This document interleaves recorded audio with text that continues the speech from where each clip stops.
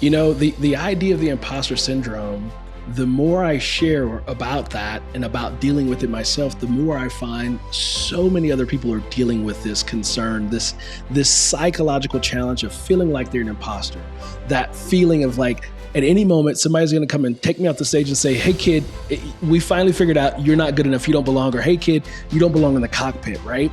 And that voice gets loud. And if we're not careful to really understand how to manage those voices, that inner voice, right? That small talk that tells us we're not good enough, that we don't know what we're doing, and we're looking left and right, and we're comparing ourselves to others. If we're not careful about it, it can get the best of us.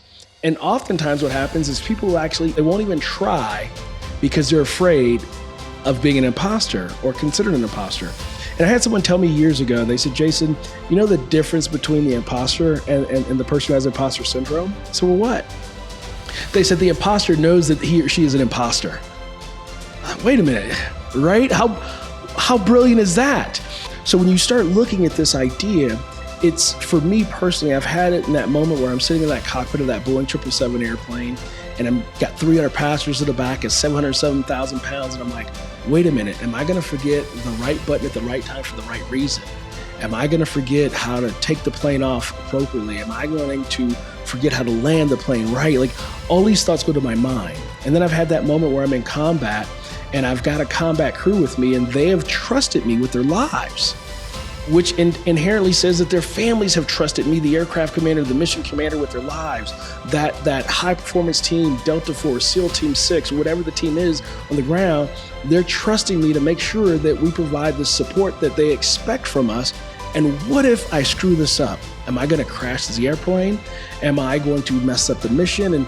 And all of these thoughts are playing around in my head. And so as I struggle with that, I realize that, wait a minute, there's more to it. And I talked to another friend, he says, Jason, he says, here's the deal. He says, I stopped struggling with imposter syndrome. And I thought, that's kind of crazy because you're pretty freaking successful. And it's noted and documented in scientific research that majority of very successful people and upwardly successful people, they're dealing with this thing called imposter syndrome. Well, he says, Jason, he says, here's the deal. He says, if I lose in court, he was a litigating attorney.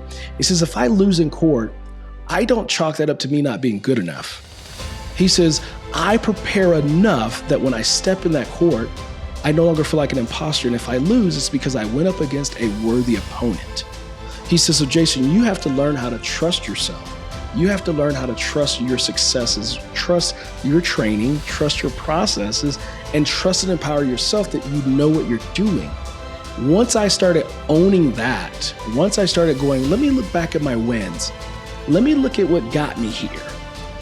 Oftentimes people, they talk about the seat at the table. It's one thing to get a seat at the table. In majority of environments, you have to earn a seat at the table.